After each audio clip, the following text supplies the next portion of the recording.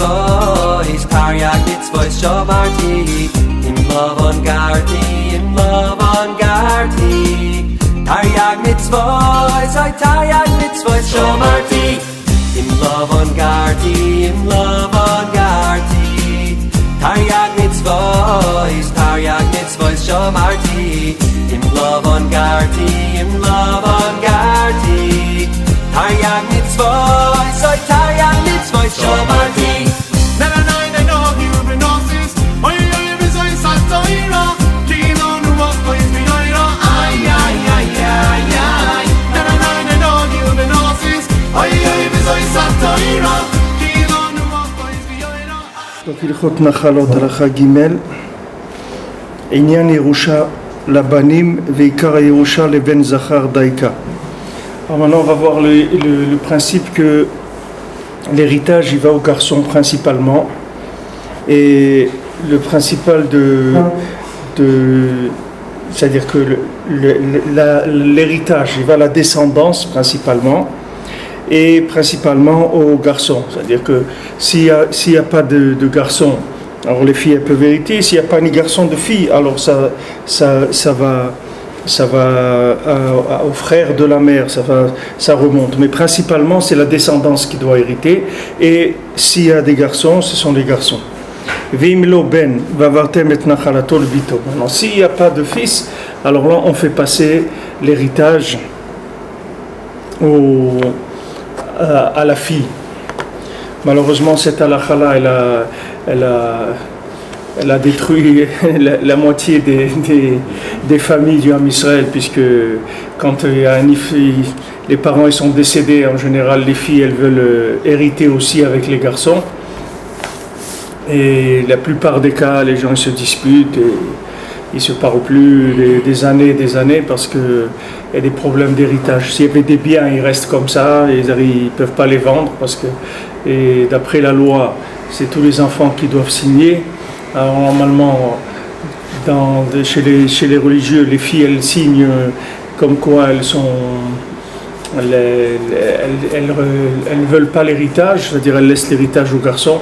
Mais ça c'est, on peut dire aujourd'hui que c'est des tzadikim qui font ça, parce que quand il y a s'il reste quelques centaines de shekels, c'est pas grave, mais quand il reste des maisons, des choses, etc., c'est très difficile pour une fille de rien prendre du tout.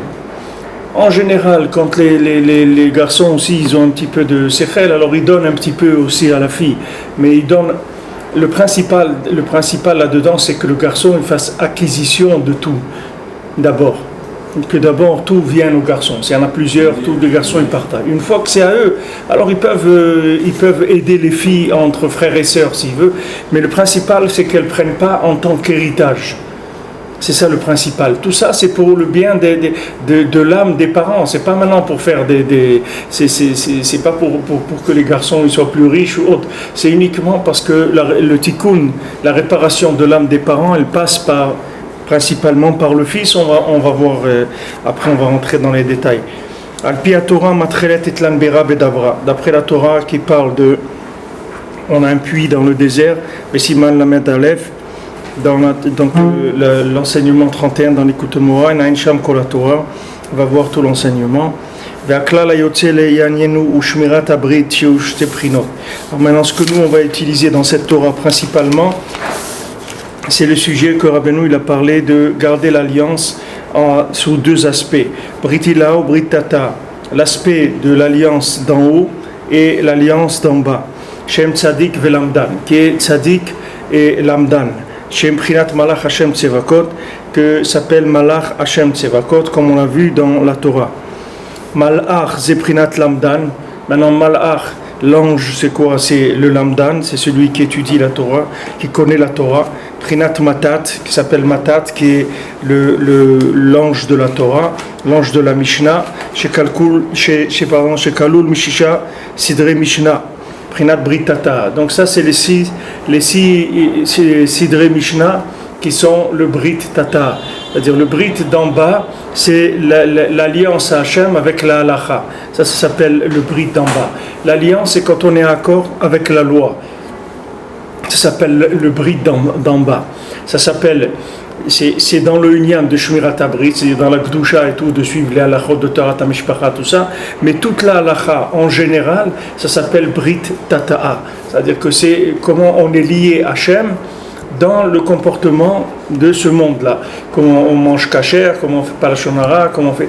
Tout ce qui est la halacha dans ce monde-là, ça s'appelle Brit Tata'a. C'est-à-dire c'est être lié à Hachem d'après les lois qu'il nous a données. Même si on ne les comprend pas, mais même si ça a l'air de le contraire de ce qu'on ressent ou autre, on va se soumettre à la loi. Ça s'appelle qu'on est dans l'alliance d'en bas. וצדיק במעשים טובים זה בחינת ברית הילה, בחינת השם צבקות הוא בצבא, אות הוא בצבא דילה, עין שם. Et maintenant le brit hilah, c'est le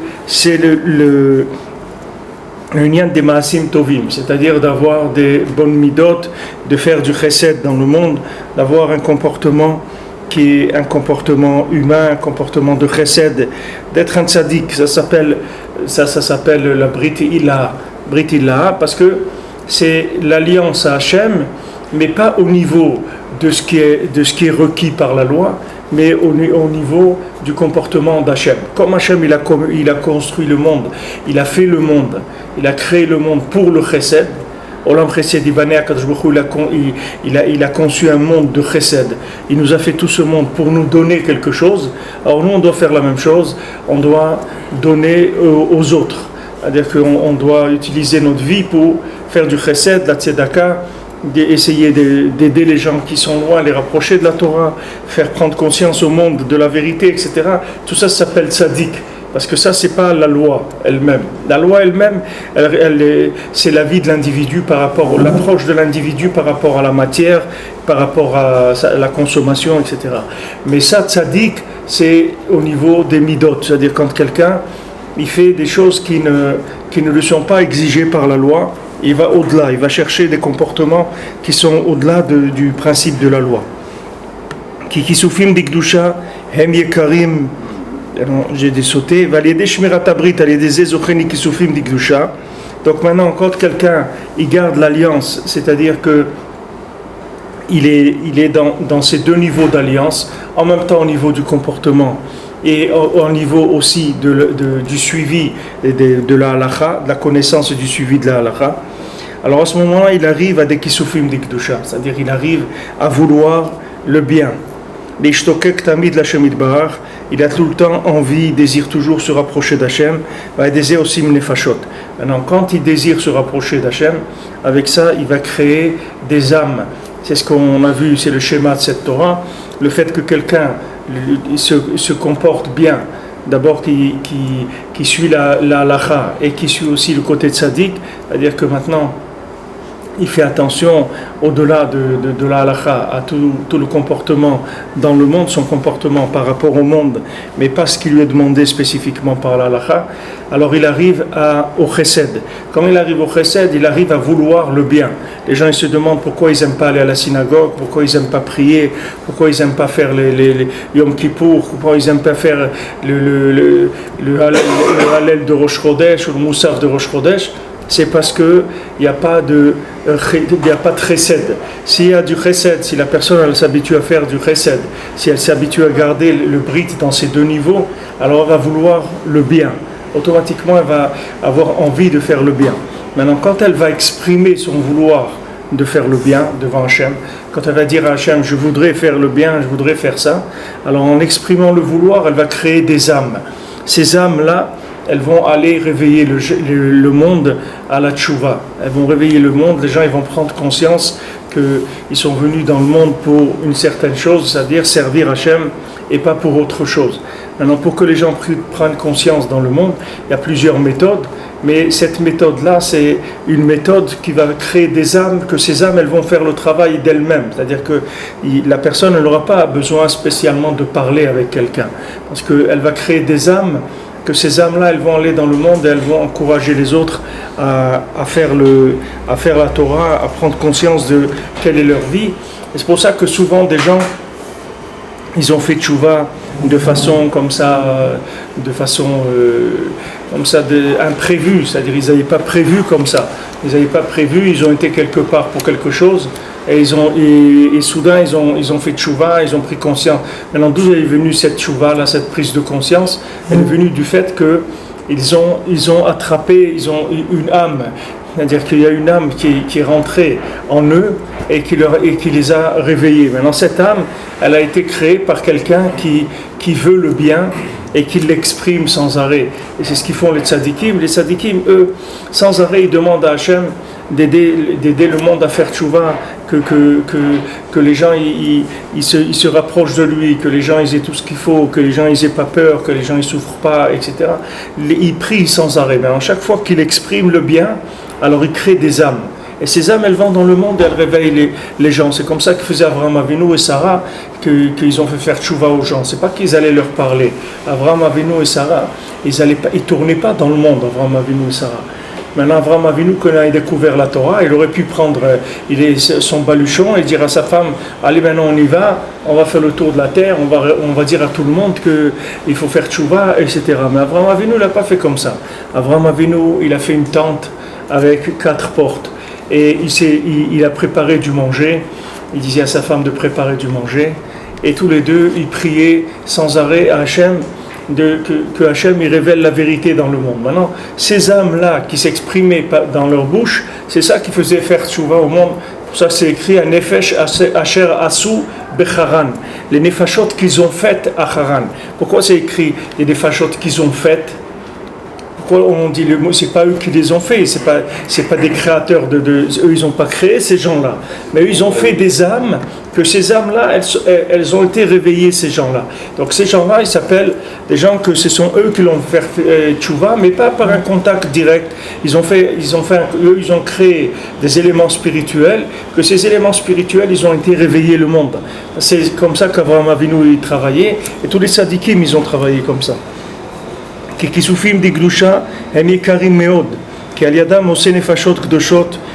Parce que maintenant quand quelqu'un désire des choses bien, alors c'est très précieux dans le ciel. C'est-à-dire dans le ciel on attend ça, des gens qui veulent le bien et qui l'expriment. Parce que grâce à son vouloir du bien, il crée des âmes qui sont saintes. À ce moment-là, il y a des voyelles qui se font sur les lettres, comme on a dit, nekudot à kesef, c'est-à-dire des points, des voyelles qui sont positives. Alors pour ça, on l'a expliqué déjà dans la Torah et on est revenu déjà plusieurs fois sur ce point, c'est que Akadosh Baruch Hu, il a créé un monde, que ce monde-là, il a été créé avec des lettres, avec les lettres de la Torah. Maintenant, les lettres de la Torah, elles n'ont pas un sens spécial. Les lettres de la Torah, vous pouvez les lire comme vous voulez. C'est pour ça que dans le Sefer Torah, on ne met pas des points. Il n'y a pas des points, c'est pas ponctué le Sefer Torah. Parce qu'Hachem, il a créé le monde avec des lettres. Maintenant, ces lettres-là, une fois qu'Hachem, il a fait la création minimale, basique pour le fonctionnement, Hachem, il a laissé les lettres sans voyelles, sans être assemblées et sans être ponctuées. Maintenant, l'assemblement des lettres et la ponctuation des lettres, elle va se faire d'après le vouloir des individus. C'est pour ça que ce qu'est le monde, c'est le résultat du vouloir des gens. Ce n'est pas le résultat du vouloir d'Hachem. Ce qu'il est le monde aujourd'hui, c'est ce que les gens ont voulu qu'il soit. Et il n'y a que l'homme qui est responsable de ce qu'est le monde aujourd'hui. Il y a en bien et en moins bien. C'est pas Hachem il donne une matière première. C'est des lettres. Maintenant ces lettres-là, c'est comme l'Abdil, quelqu'un il joue au Scrabble et il a des lettres. Maintenant ces lettres, il peut écrire ce qu'il veut avec. Il assemble les lettres comme il veut et il les ponctue comme il veut. Alors maintenant l'assemblement des lettres et la ponctuation des lettres, elle va se faire par le vouloir de chacun. C'est ça que s'appelle créer des âmes. Créer des âmes, ça veut dire donner une forme et donner un sens différent aux lettres qui sont là et qui sont une matière de base. C'est pour ça que quand Bilam il est venu pour maudire le Ham Israël, il les a bénis. Lui il voulait pas bénir le Ham Israël. Lui il voulait les maudire. Mais Hachem il a dit écoute, maintenant je vais faire exception dans ce cas-là. Tu vas pas pouvoir transformer les lettres en mots comme tu le désires toi. Moi, je vais prendre les mots, je vais les écrire moi-même. Et tu verras que quand tu vas ouvrir la bouche, tu vas dire des choses bien. Alors que tu ne veux pas dire des choses bien, mais tu vas le dire quand même. Parce que je ne vais pas te donner des lettres, ni à assembler, ni à ponctuer. Elles seront déjà et assemblées et ponctuées. Donc il a fait des brachot extraordinaires, alors qu'il détestait le Ham Israël, Bilam. Bilam, tout ce qu'il pouvait faire pour détruire le Ham Israël, il l'aurait fait. Mais il ne pouvait pas parce que Hachem, à ce moment-là, il est intervenu et il a fait ce qu'il ne fait pas d'habitude, c'est-à-dire qu'il a déjà modelé les choses. Maintenant, dans les autres religions, si vous voulez, dans les autres religions, il y a deux tendances dans toutes les religions. Il y a la tendance de gauche, qui est la tendance à dire que Hachem, il ne s'occupe pas des affaires du monde, etc., que ce monde, c'est un monde qui est livré aux hommes et c'est tout, Hachem, il ne peut pas intervenir. Ou bien il y a le côté droit, qui est le côté plus oriental, où on dit non, tout est écrit par Hachem. C'est Mektoub, c'est écrit. C'est-à-dire ça a été écrit déjà. C'est-à-dire ce que tu vis, ça a déjà été écrit et tu ne peux rien faire. Alors ces deux côtés, ils sont faux. Parce qu'il n'y a rien qui est écrit, mais il n'y a rien non plus qui ne peut pas être écrit. Hachem, il a toujours dit après au Ham Israël, rappelle-toi ce que je t'ai fait pour Bilam. Ça veut dire, rappelle-toi que j'ai enfreint aux règles même de la création. C'est-à-dire, j'ai empêché Bilam d'exprimer ce qu'il voulait. Alors que normalement, Hachem, jamais il fait ça. Jamais Hachem, il intervient. C'est-à-dire, Hachem, mais parce que c'est pas juste. C'est-à-dire qu'Hachem, il intervient. Alors le monde, il a aucun sens si Hachem, il intervient. Alors qu'est-ce qu'il va faire? Il va faire que tout le monde, il va dire Kadosh, Kadosh, Kadosh, Mashiach, il vient et on a terminé, c'est tout. Il n'y a pas S'il y a une intervention d'Hachem, c'est dans la forme, c'est fini. Voilà maintenant le déluge. Hachem, il ne veut pas amener le déluge, mais Hachem, il respecte la forme. Il ne peut pas dire non. Une fois maintenant qu'il y a eu le déluge, alors il peut dire plus jamais j'amènerai le déluge. Parce que il a dit halt, il y a une limite à la liberté de l'homme. Il y a une limite au libre arbitre. Si maintenant la liberté de l'homme, elle va détruire le monde, alors moi je ne suis plus d'accord sur cette liberté. Donc sachez que quand vous arriverez à un moment où d'après vos actions et vos vouloirs, vous allez détruire le monde, eh bien moi je permettrai pas ça. Je vais rattraper la chose et je reviendrai en arrière. C'est pour ça que quand on voit l'arc-en-ciel, alors c'est pas un bon signe, parce que c'est un signe, Hachem il dit voilà, d'après maintenant ce qui se passe, je devrais détruire le monde, je devrais ramener le déluge, mais le déluge je ne le ramènerai plus pour le vouloir négatif de l'homme. Il y avait l'arc-en-ciel déjà avant la destruction, avant le déluge. S'il y avait l'arc-en-ciel déjà? Est-ce qu'il y avait déjà eu ou l'arc-en-ciel il est venu après? Non, l'arc-en-ciel c'est après, c'est l'engagement Hachem à mettre une limite parce que Hachem, quand il a créé le monde, il a donné toutes les clés entre les mains de l'homme, tout, absolument tout. C'est-à-dire l'homme, il pouvait faire ce qu'il voulait du monde. Il lui a donné le monde. Il lui a dit voilà, regarde, je t'ai mis tout ça en place. Comme quelqu'un qui vient, il veut monter une affaire à son fils et tout, il lui achète tout, un magasin, la marchandise, il lui fait la société, il lui remplit le compte en banque, il fait tout. Il dit voilà les clés, tu fais ce que tu veux mon fils. Atzlacha Rabba. Maintenant, il vient, il trouve son fils, il est en train de mettre le feu dans le magasin et tout, et il dit attends, ça j'ai pas imaginé, tu vois.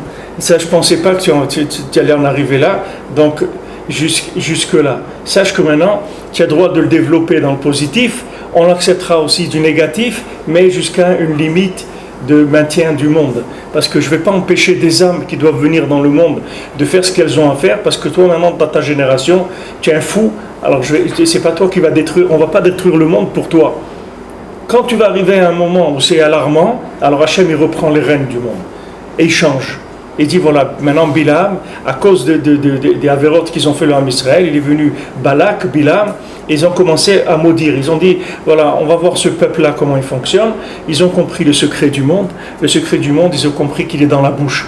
Donc ils ont dit il suffit d'utiliser sa bouche en disant du négatif pour détruire.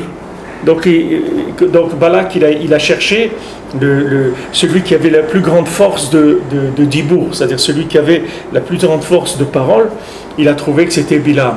Donc il est venu, il a dit alors viens, tu vas les maudire. Mais ce qu'il n'a pas prévu, c'est qu'Hachem il a scellé la bracha. C'est-à-dire Bilam, il ne pouvait plus parler normalement. C'est-à-dire il disait des mots déjà tout près. Quand il ouvrait sa bouche, c'est des mots qui sortaient tout près, scellés par Hachem. Alors Hachem, ça, il l'a rappelé tout le temps en Israël. Comme l'arc-en-ciel, là Hachem, il a dit, regardez, vous vous rappelez Bilam, si je l'avais laissé parler, vous aurez détruit complètement. Donc vous voyez, vous rappelez, j'ai enfreint mes lois pour vous faire du bien. N'oubliez pas ce que je vous ai fait. C'est-à-dire, j'ai fait une chose que je n'ai pas l'habitude de faire. J'ai même pas le droit de faire ça. C'est-à-dire, Hachem, d'après le tribunal céleste, il n'a même pas le droit de faire ça.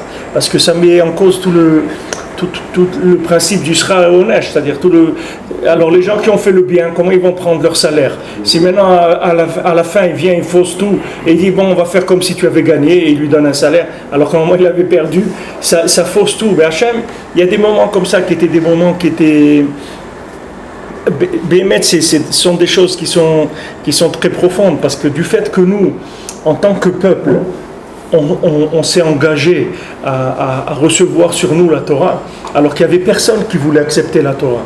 Hachem, il a proposé à toutes les nations la Torah. Il n'y a aucune nation qui a voulu la Torah.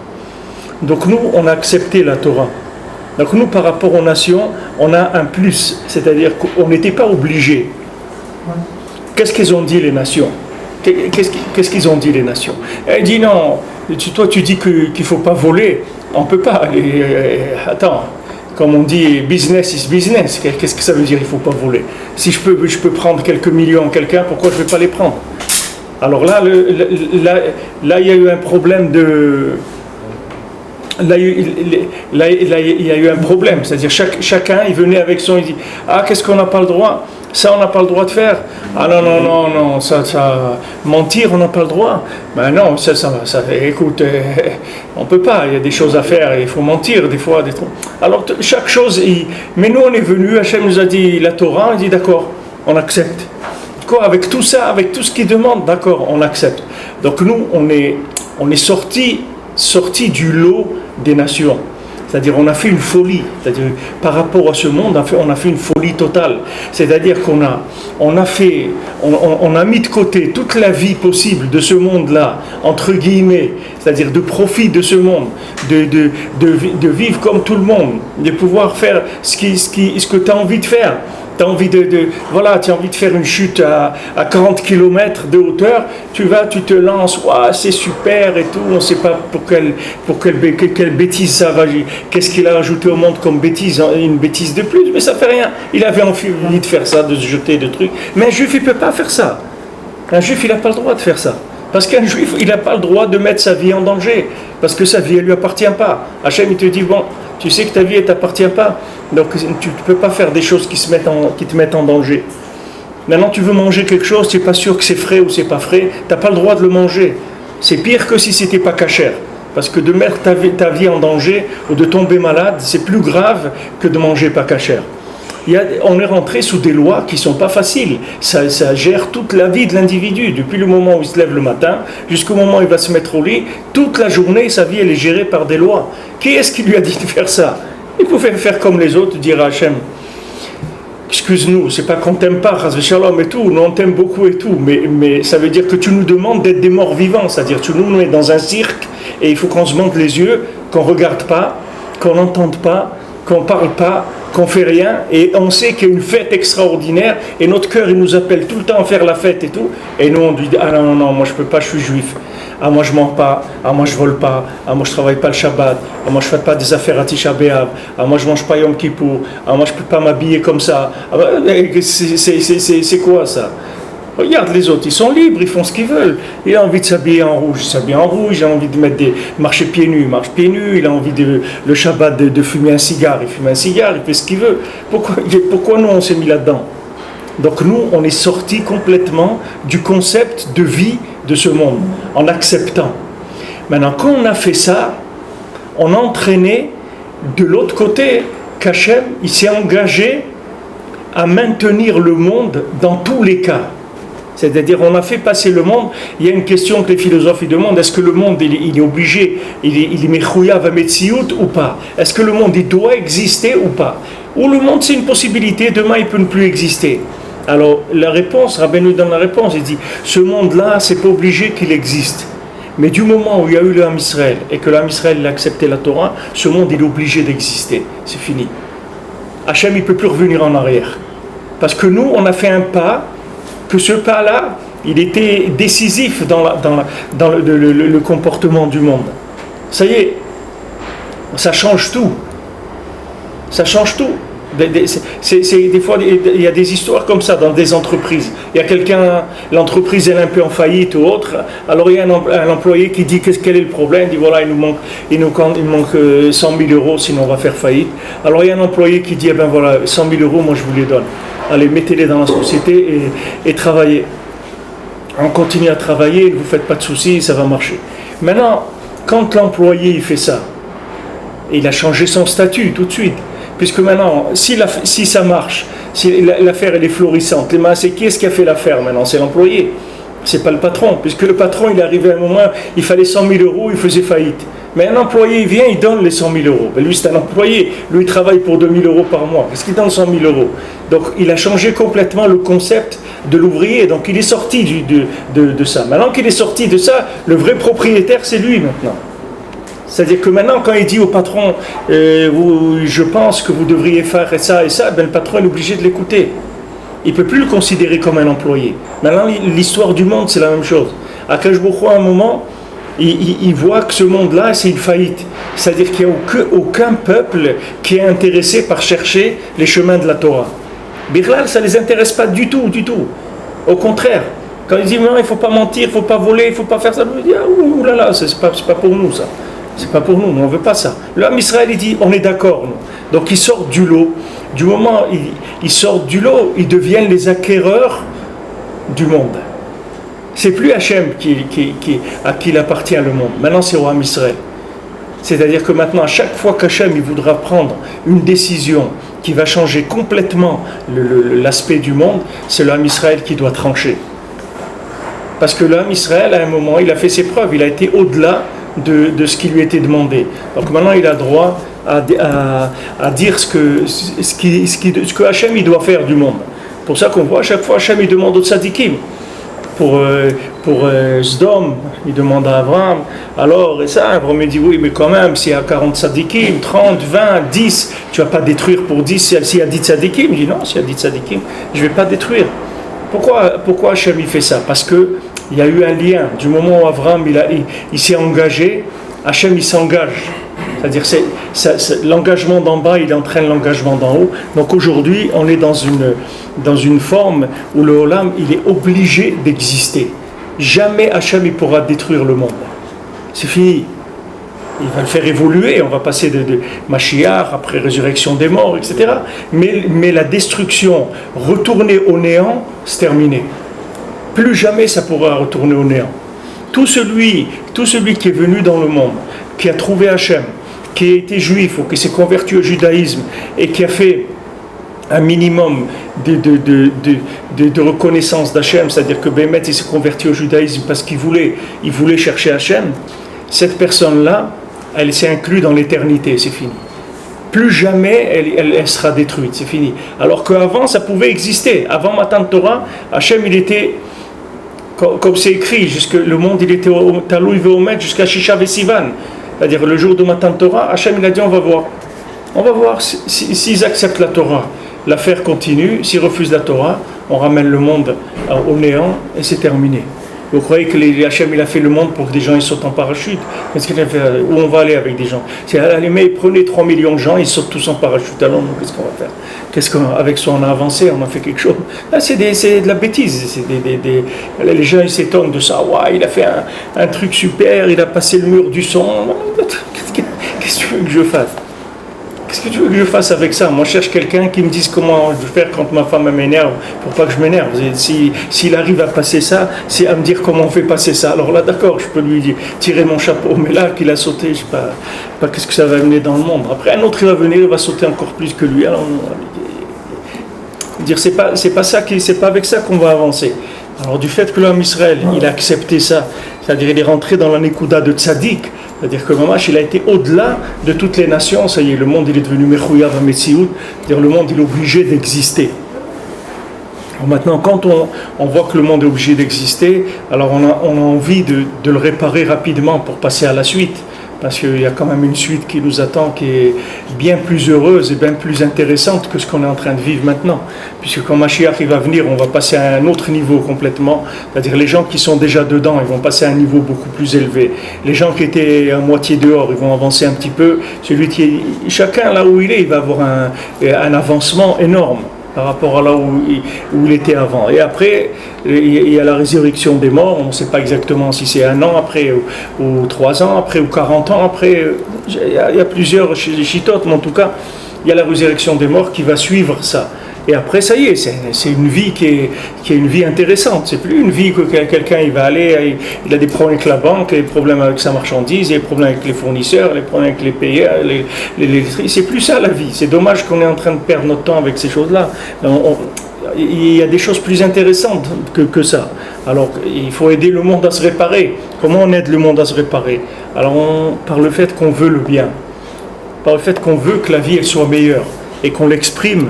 Alors avec ça, on fabrique des énergies qui permettent aux gens de faire tchouva. Ça va permettre aux gens de faire tchouva. Et la même... C'est ces énergies que vous appelez âme. Âme, ouais. Des âmes, ouais. Ou énergie. Ouais, des âmes, c'est traduit par énergie aussi. Quand on parle de l'âme supplémentaire Shabbat, on parle aussi d'énergie supplémentaire.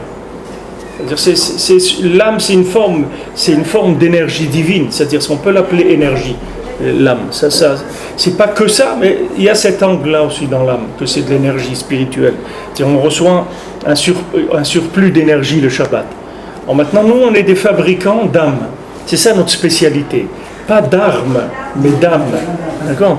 On n'est pas des fabricants d'armes, on est des fabricants d'âme. C'est-à-dire on est capable de ramener tout le monde entier à un meilleur visage, à une meilleure vie. Et on est responsable de ça. C'est pour ça que les nations nous en veulent. Pourquoi on a tellement de gens qui sont en colère contre nous? C'est pas normal. Il n'y a aucun peuple où on est en colère contre eux comme nous, dans le monde. C'est vrai, il y a des gens, ils vivent toute la journée qu'être en colère contre nous. Leur vie à eux, autant nous, on a donné toute notre vie pour Hachem, et ils donnent toute leur vie pour nous embêter. C'est tout. Mais comment c'est possible que quelqu'un il vive toute sa vie pour embêter l'autre? C'est pas logique, c'est pas quelque chose de logique.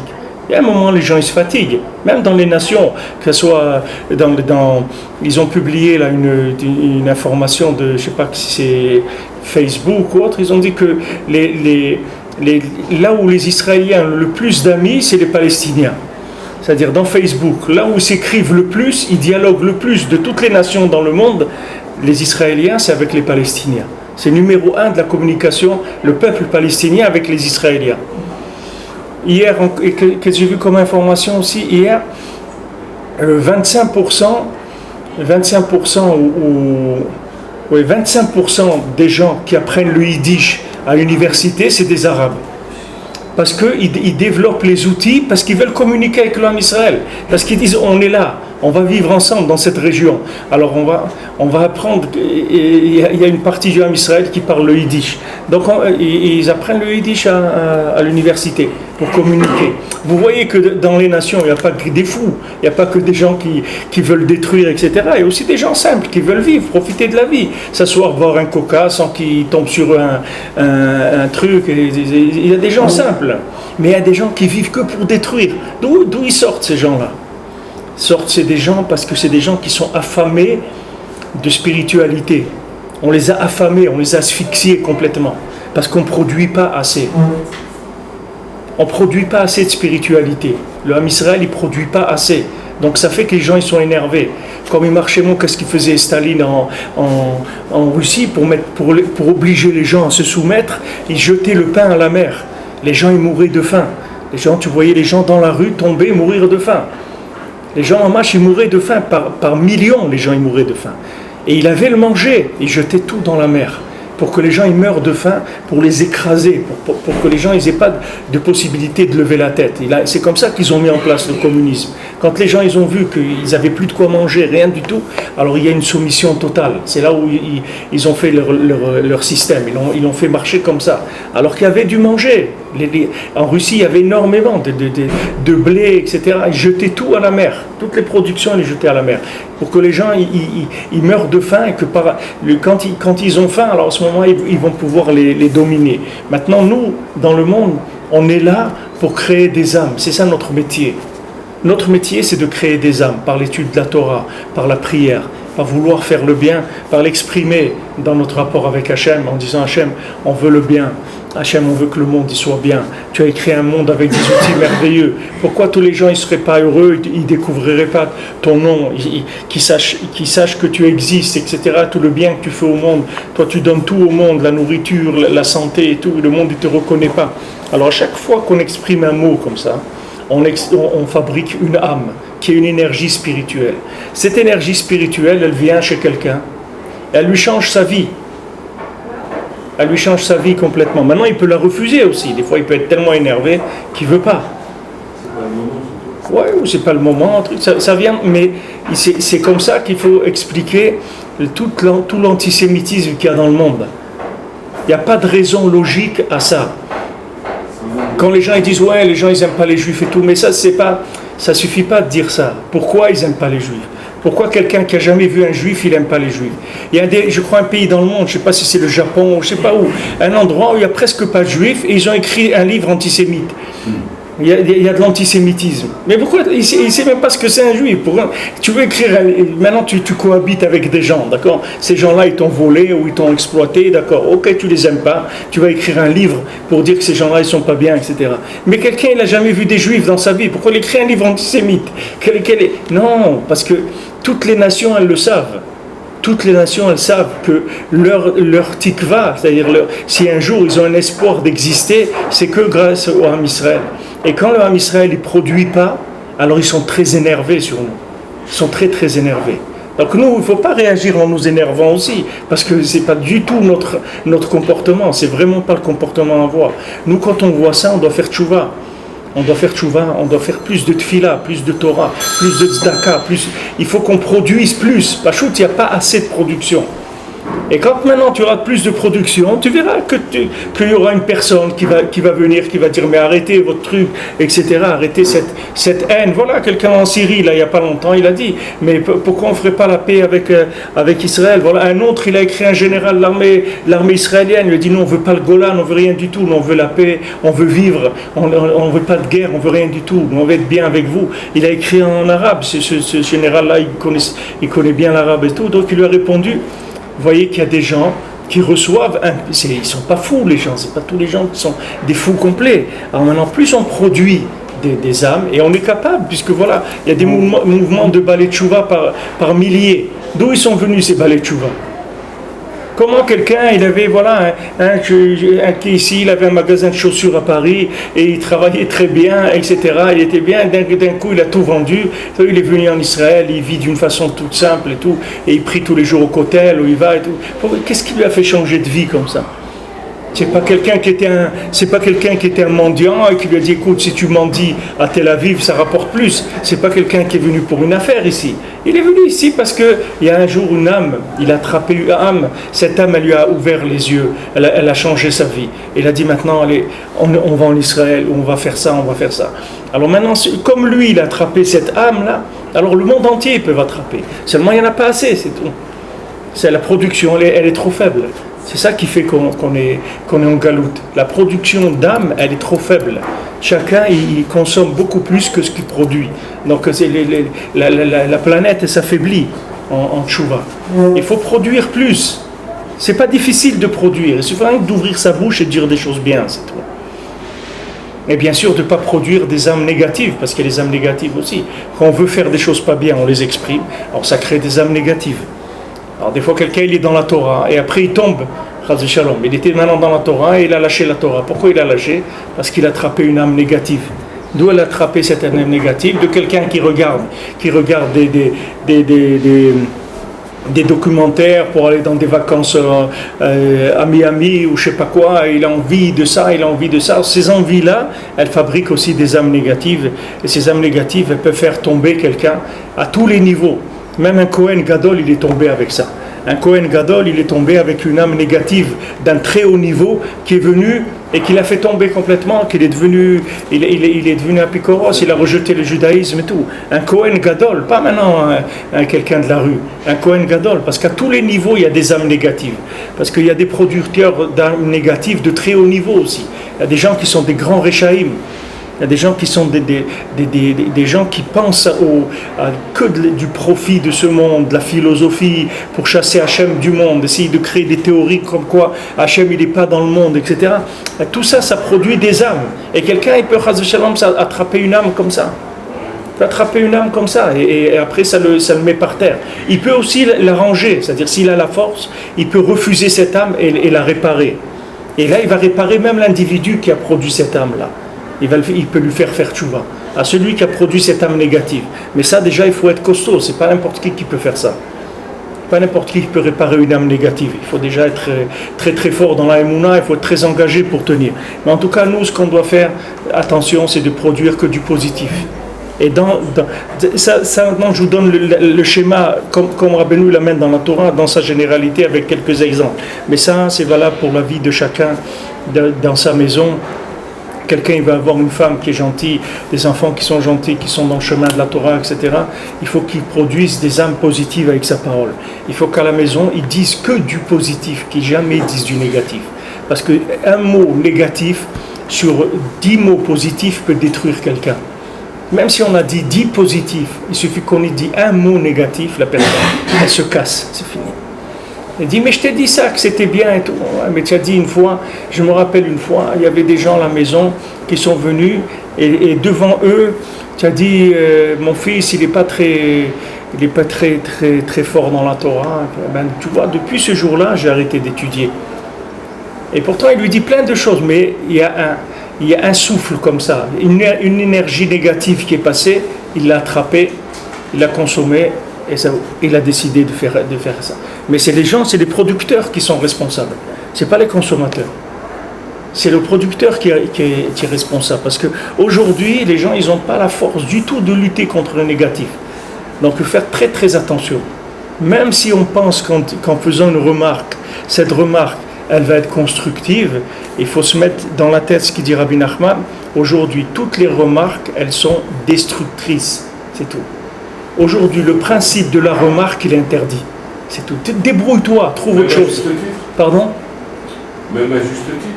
Même à juste titre, parce que sinon, vous allez arriver dans le principe, l'opération a réussi et le patient, il est mort. Mais l'opération, on l'a fait, elle a marché impeccable. Maintenant, le patient est mort, ça c'est un détail, mais nous, l'opération, on l'a bien faite. C'est-à-dire, moi, je lui fais une remarque à juste titre. Maintenant qu'il est mort, c'est son problème. Mais moi, j'ai une fois, il y avait un élève de Rabbi Nachman, un des grands élèves de Rabbi Nachman, il a mis une gifle à quelqu'un. Il y avait une situation et tout, la personne elle a dépassé les bornes, il lui a mis une gifle. Alors quand il est venu chez Rabbi Nachman, Rabbi Nachman lui a dit, des gifles on ne met pas, on ne frappe pas quelqu'un, on ne met pas de gifle. Alors lui, il a commencé à expliquer pourquoi il a mis une gifle. Alors Rabbeinu lui dit, tu veux avoir raison aussi. Tu vas avoir raison. Tu as mis la gifle. Elle dit, excuse-moi, c'est tout. Parce qu'une gifle, on ne met pas. Maintenant, tu veux aussi avoir raison d'avoir... Arrête. Alors il a compris que c'est pas la peine de justifier. Alors c'est donner un blanc-seing au mal. Non. Tu ne fais pas de remarque. Parce que tu veux pas lui Pas du tout. Alors tu dis rien. Alors, Monsieur Cohen, pas du tout. Monsieur Cohen, pas du tout. La remarque négative, elle vient de la paresse et de la fainéantise des parents. Parce que si vous fabriquez des âmes positives, si vous positivez l'individu, vous allez gagner beaucoup plus. Mais seulement c'est plus difficile de positiver avec quelqu'un que de lui faire une remarque. C'est plus facile de dire à quelqu'un, mais t'as pas fait ton lit, mais t'as pas fait ça, t'as pas pris ton petit déjeuner. C'est plus facile de dire ça que de commencer à trouver des points positifs et lui dire, ah ben chapeau pour hier soir, c'était super. C'est ce que tu as fait là, c'était vraiment très très bien, etc. là, l'homme il doit faire un effort parce que sa nature, dans ses midotes, quand il est touché, c'est plus facile pour lui de faire des remarques et de casser. Mais de produire une atmosphère positive dans la maison, c'est beaucoup plus difficile. Mais seulement, vous avez un résultat garanti. Mais on ne parle pas de la maison, là, on parle de Ben Adam Lachavero. La maison aussi, c'est Ben Adam Lachavero. C'est pas les trucs de doigts, c'est les trucs de blanc. Il n'a pas été bécédaire dans un accord, dans un deal, il n'a pas été sans derrière, il a fait une faute. Ça, il faut voir, je vous dis, dans les affaires, il faut vérifier avant la personne. Donc, mais moi, je suis d'accord avec vous. Hein. C'est plus difficile, je vous dis, de faire du positif. Mais bon. Mais quelqu'un avec un partenaire, vous avez une épouse, un partenaire, d'accord? Eh bien, vous verrez que si vous rentrez dans le chemin de positiver et vous mettez comme interdit la remarque, comme si c'était du porc, vous interdisez la remarque, c'est interdit. La remarque négative est l'interdit. Et la remarque positive, c'est une obligation. C'est pas que quand il y a quelque chose de positif, on va fabriquer le positif, il n'y en a pas. Ok, je rentre à la maison, tout est en l'air. Il n'y a pas de manger, la vaisselle elle n'est pas faite, il y a des moustiques sur l'évier parce qu'il y a là-bas des épluchures de concombre depuis 3 jours, les lits ne sont pas faits. Ok, d'accord. Ça c'est le tableau. Maintenant il faut que je m'assoie et je me casse la tête comment je vais trouver quelque chose de positif là-dedans. Comment je vais trouver de positif, quelque chose de positif. Pardon ? Il y a des gens qui ont besoin d'être secoués pour avancer, pour leur faire des remarques un peu négatives. Et des fois, c'est dans le caractère de quelqu'un, c'est particulier. Enfin, il y a des gens qui sont comme ça. S'il n'y a que les olives là-bas, ils enlèvent des olives là en ce moment là-bas. Tu vois, ils secouent l'arbre pour que les olives elles tombent. Même si tu fais avancer quelqu'un en le secouant, il n'a pas avancé. Tu ne l'as pas fait avancer du tout. Parce que ce qui s'appelle faire avancer quelqu'un, c'est lui donner les moyens de changer. C'est ça, faire avancer quelqu'un. C'est écrit dans la Torah, c'est écrit dans Shulchan Aruch que de donner un métier à quelqu'un, c'est la plus grande tzedaka qui existe. Maintenant, quand tu donnes à manger à quelqu'un, c'est plus facile de donner à manger à quelqu'un que de lui apprendre un métier. Quelqu'un vient et te dit j'ai pas de quoi manger. Tu dis voilà, prends 100 shekels, tu as 2 ou 3 repas.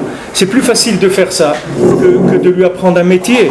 Mais la halakha te dit que la plus grande tzedaka que tu peux faire à quelqu'un, c'est de le rendre indépendant, c'est-à-dire qu'il n'ait plus besoin de demander. Ça, c'est la plus grande tzedaka qui existe. Maintenant, ça, c'est la même chose.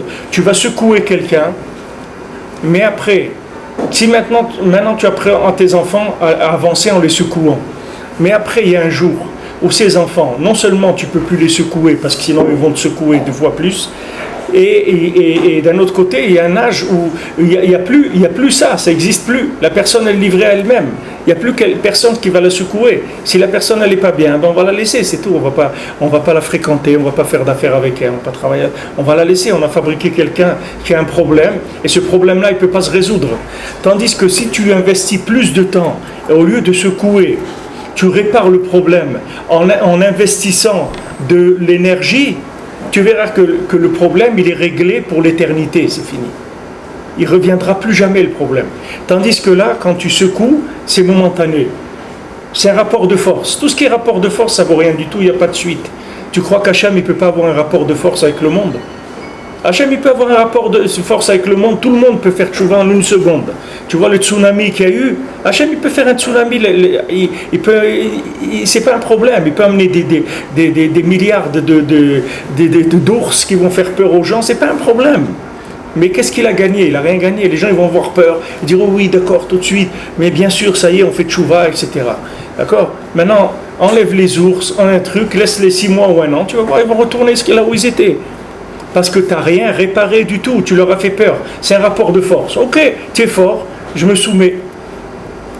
Tu vois les gens qui sont venus, les gens qui ont fait qui sont venus en Europe, etc., tous ces ouvriers qui sont venus, au début, on les a exploités, etc. Il y avait même des gens qui faisaient venir des ouvriers, quand ils finissaient de construire les immeubles, ils les mettaient dans les piliers des immeubles, dans le ciment, ils les enterraient quand ils finissaient de travailler. Parce qu'il y a des gens qui venaient sans papier, etc.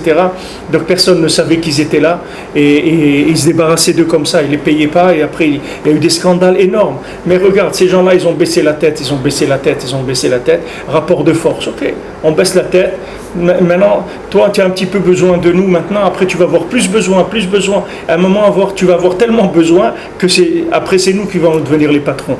C'est une question de temps, c'est tout. Donc le rapport de force, il est faux. Ça vaut rien du tout, il faut arrêter tout de suite, parce que c'est un chemin où on se perd. Bien sûr, c'est expéditif, ça va très vite, mais ça vaut rien, ça ne construit pas l'individu.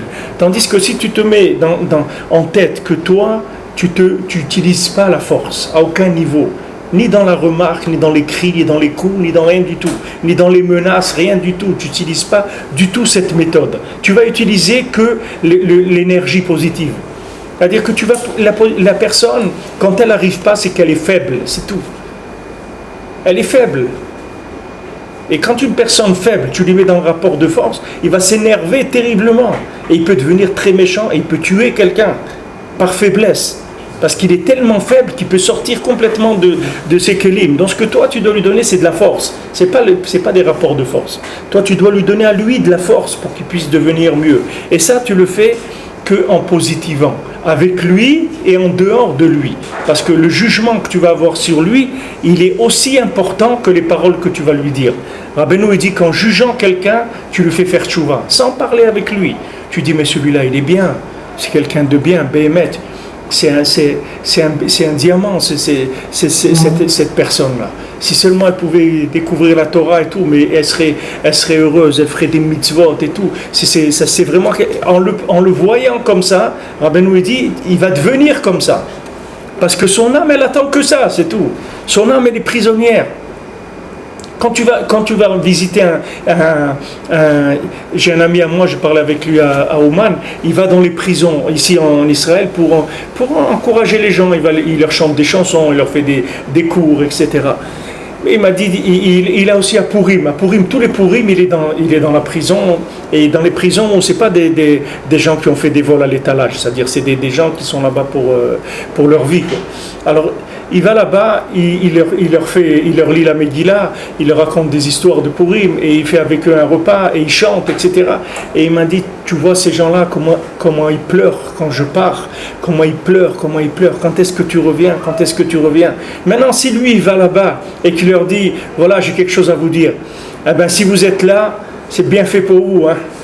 Voilà, heureusement qu'il y a les lois, hein, qu'il y a des justices qu'on vous a mis là-dedans, c'est bien fait pour vous. Qu'est-ce qu'il va faire d'eux? Il va dire, attends, tu vas voir qu'on sort, tu vas voir comment on va t'arranger, tu vas voir ce qu'on va faire. C'est ce qu'ils voient, et ils ne comprennent pas dans les prisons. Ils ont vu ça en France, des gens qui ont passé 2-3 ans en prison, ils sortent, le lendemain, ils tuent quelqu'un. C'est pas 6 mois après, le lendemain. Pourquoi? Parce que la méthode qu'ils utilisent, elle n'est pas bonne. La méthode, maintenant le gars, pourquoi il a fait ça? Pourquoi quelqu'un il vole, il tue, etc. Parce qu'il n'est pas bien dans sa peau. C'est pour ça qu'il fait ça, parce qu'il est faible par rapport à la vie, il est enragé sur la vie, il n'a pas d'énergie à l'intérieur de lui. Donc toi, il faut que tu lui mettes de l'énergie. Si maintenant tu l'asphyxies encore plus, il va devenir encore plus méchant.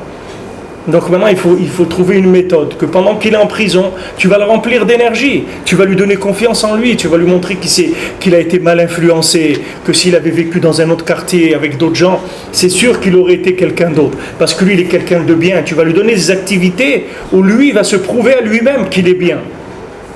Lui-même, il va se rendre compte qu'il est bien. Mais la vie, Rabbi Nachman dit, c'est ça la Géoula, c'est ça Mashiach. C'est comme ça que Mashiach, tu crois que Mashiach, il va monter sur un pied d'estrade, il va dire, vous êtes tous des nullards, vous valez rien. Heureusement que je suis venu, sinon on vous aurait massacré à tous. Vous croyez que c'est ça Mashiach? Mashiach, il va venir, il va trouver le bonhomme, le dernier de la terre, il va lui prouver qu'il est bien. Il va lui montrer qu'il a quelque chose de bien, que c'est dommage qu'il perde son temps. C'est ça Mashiach. Maintenant, chacun, il veut construire, il veut avoir, quelqu'un, il veut avoir des enfants qui l'aiment et qui vont l'aimer toute sa vie et qui vont s'occuper de lui, comme on va voir ici, une fois qu'il va quitter ce monde, des enfants qui vont faire des mitzvot pour lui, etc. Alors, il a intérêt à avoir des rapports avec eux qui sont des rapports adultes, pas des rapports d'enfants, des rapports de force, des rapports d'adultes, c'est-à-dire de savoir qu'un être humain, il est bien. N'importe quel être humain sur Terre, il est bien. Ça, c'est une base. À partir de ça, maintenant, on va construire. Maintenant, ce bien, il a été exploité, pas exploité, il a été enfoui, il a été caché, il a été erroné, il a été détourné, tout ce qu'on veut. Mais d'abord, on part sur la base que c'est bien. Et par rapport à ça, on va commencer à développer. Rabbeinu dit, c'est ça la réparation du monde. Et le chidouche qui dit Rabbeinu, c'est que tu le juges positivement, ça veut dire que tu as un pouvoir, même par ta pensée, de faire tchouva à quelqu'un. Tu n'as pas le droit de penser négativement sur quelqu'un, surtout des proches. Tu n'as pas le droit, c'est assourd. Assourd. Même si maintenant quelqu'un, ta femme t'a énervé ou tes enfants ils t'ont fait un coup, n'importe, tu n'as pas le droit, toi, de penser négativement. Parce que toi, tu es le maître de maison. Qu'est-ce que ça veut dire, tu es le maître de maison? La Gemara, elle dit comme ça. Elle dit que l'homme, il doit s'habiller avec ce qu'il a, selon ses moyens. Il doit manger moins que ses moyens. Et il doit honorer sa femme et ses enfants plus que ses moyens. Pourquoi? La Gemara elle dit parce que lui, il dépend d'Hachem, de Mishe Amar Veya Olam, et eux, ils dépendent de lui. Il faut savoir qu'un père de famille, un mari, sa famille, elle dépend de lui. Elle ne dépend pas d'Hachem, elle dépend de lui. Elle connaît Hachem à travers lui. C'est-à-dire que c'est lui qui va ouvrir l'écluse ou qui va la fermer. C'est lui qui décide. Alors si lui, au niveau de l'écluse, il a des pensées qui sont négatives sur sa famille, Pachout, il les asphyxie. Parce que même si Hachem, il a donné les crédits pour eux, jamais ils vont les recevoir. Parce que ça doit passer par lui. C'est lui le maître de maison, c'est-à-dire ça passe par lui, c'est le cerveau de la maison. Tout ce que Hachem va donner à sa femme, à ses enfants, ça va passer par lui. Donc maintenant, il a intérêt à positiver avec eux, à jamais avoir une mauvaise pensée sur eux. Et dire, ouais, cette femme-là, elle n'est pas bien, m'énerve, c'est assourd, il n'a pas le droit de penser ça. Même s'il pense ça en cachette, dehors, quand il marche il n'a pas le droit. Parce que quand il fait ça, il asphyxie, mamache. Et qui est-ce qui va payer le prix de l'asphyxie? C'est lui qui va payer. Quand il y a des problèmes, on va voir le patron, on ne va pas aller voir les gens qui sont. C'est pas eux, c'est lui qui va payer ça. Ces jugements qu'il y a, c'est lui qui va en être responsable après. C'est lui qui doit assumer. C'est lui qui doit assumer ça. C'est qui est-ce qui va assumer ça? Alors, tu as intérêt à changer ta façon de voir les choses. Rabbeinu, il dit ici, Baruch Hashem, tu as ta bouche, avec ça tu peux fabriquer des âmes, sans arrêt. Tu as ta vision des choses, avec ta vision des gens, tu peux les changer. Comme tu les vois, ils vont être. Vas-y, c'est toi qui écris le scénario. Au lieu d'écrire des films d'horreur, écris des films qui font rigoler les gens. Pourquoi tu fais des films d'horreur? Des films qui font peur aux gens. Fais des films qui font rigoler les gens. Moi, ils ont rigolé, ils sont contents. Ils sortent, ils ont envie de vivre, etc. Tu leur fais des trucs d'horreur qu'après ils ont peur, ils ne sont pas bien. Fais-leur prendre confiance en eux. C'est ça qu'il faut. Rabbeinu, c'est ça la méthode qu'il a amenée dans le monde. Et ici, le chidouche de cette Torah, par rapport à, on connaît la Torah d'Azamra que Rabbeinu il a dit qu'il faut juger positivement, mais ici le chidouche c'est qu'il te dit que tu es une usine à produire des âmes positives. Sache qu'à chaque fois que tu ouvres ta bouche pour dire quelque chose de bien, tu as fait progresser quelqu'un sur terre. Ça c'est une garantie qu'il te donne ici. Rabbi Nathan il l'a dit, on l'a lu dans le Kitsur de la Torah, quand on a fait la Torah 31. On a lu le Kitsur, il dit Rabbeinu, c'est dans Rabbi Nathan, il dit dans la page 15, il dit que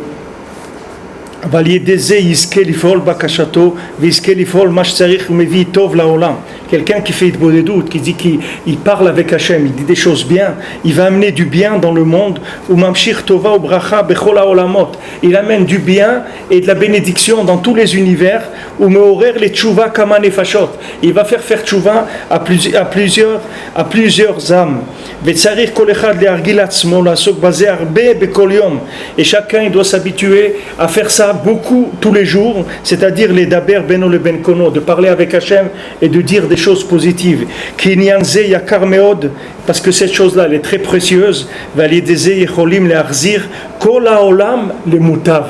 Et avec ça, on peut ramener tout le monde entier au bien. Donc voilà, tu peux pas dire maintenant les gens ils sont pas bien. Tous les gens ils sont bien. Tous les gens ils sont bien. Une fois il y avait quelqu'un, il faisait des drachotes et dans toutes les communautés.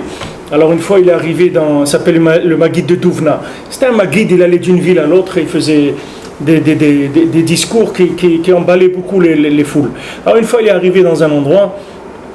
Alors celui qui est le directeur, le dirigeant de la communauté qui l'a invité à venir, alors il lui a dit allez viens à la synagogue et viens, on va réunir les gens et tout, tu vas leur parler. Alors il lui a dit comme ça, il lui a dit tu sais, une fois il y a quelqu'un, il a été au marché, il a demandé, il voulait acheter une chèvre qui produit beaucoup de lait.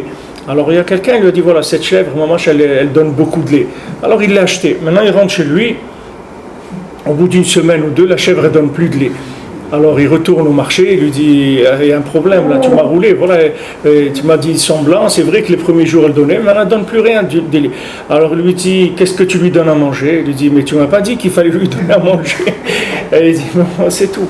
Alors lui il a dit regarde, moi j'arrive maintenant, j'ai voyagé pendant je sais pas combien de temps pour arriver. Tu me dis maintenant viens à la synagogue, tu vas parler aux gens. Attends, fais-moi rentrer quelque part, que je m'assois, je bois, je mange quelque chose et tout. Après on y va. Mais comment tu veux que je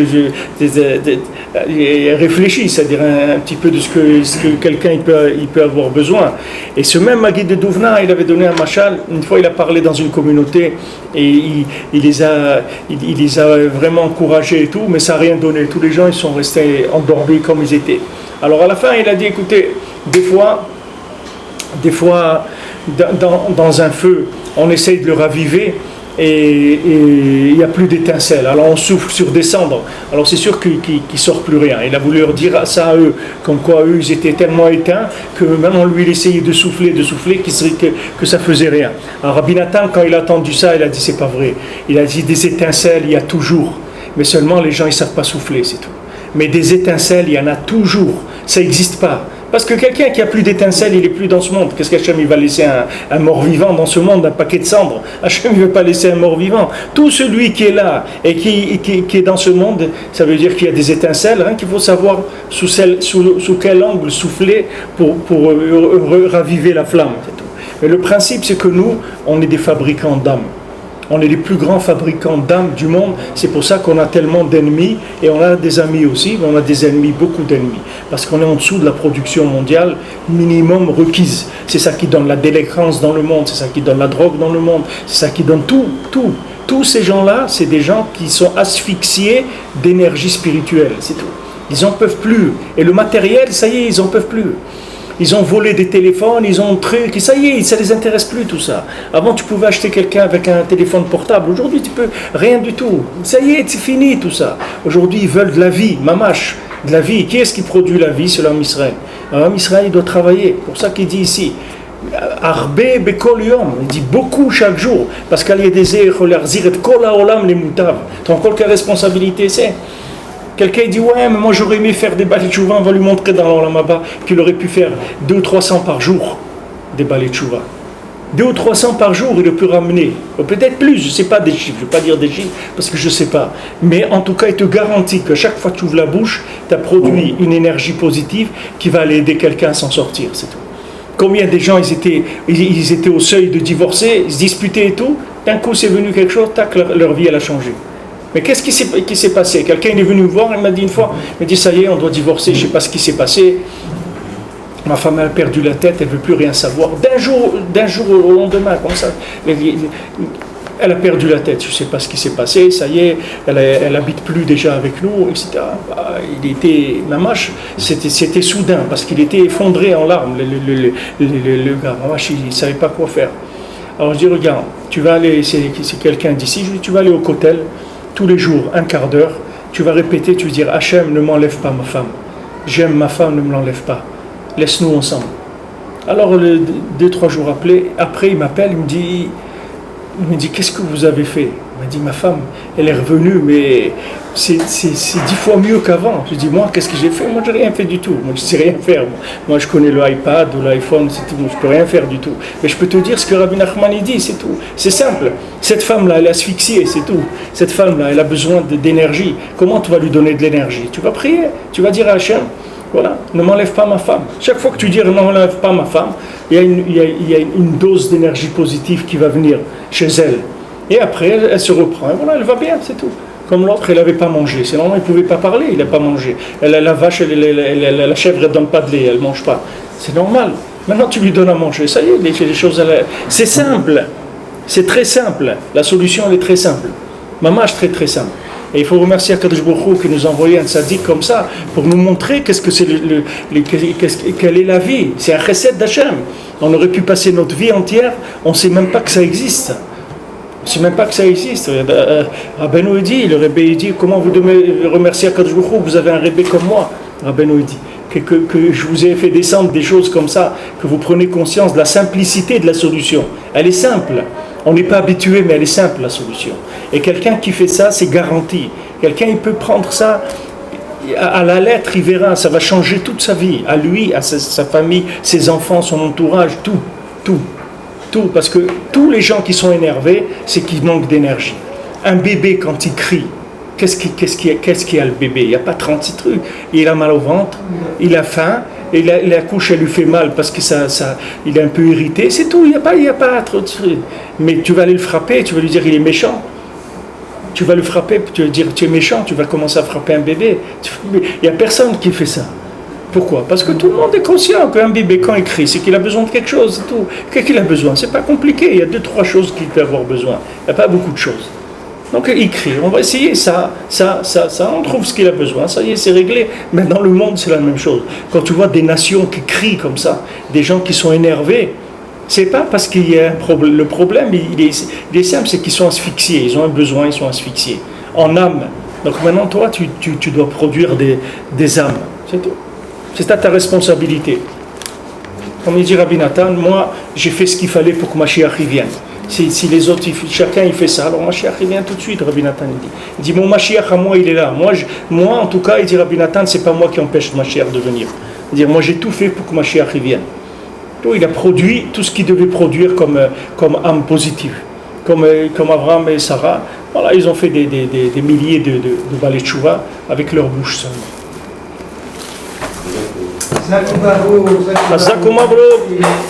On continue demain. Jerry, how are you? Une petite pièce, c'est l'algèbre ou l'argèbre?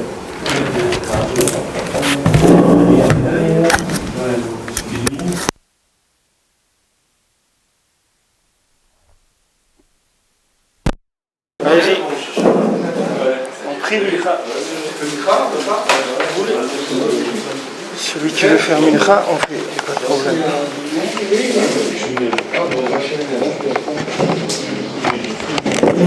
Comment ça va, Khaïb? Quoi de neuf? Ça va? On ne te voit pas souvent, toi. Mais quand tu viens, tu nous secoues. Hein? Tu me donnes envie de faire tchouva. Ça va beaucoup.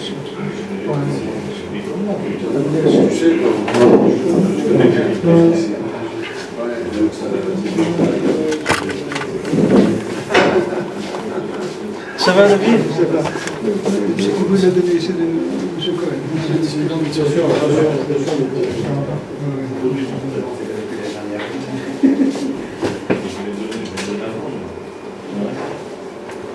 Il y a des sidours,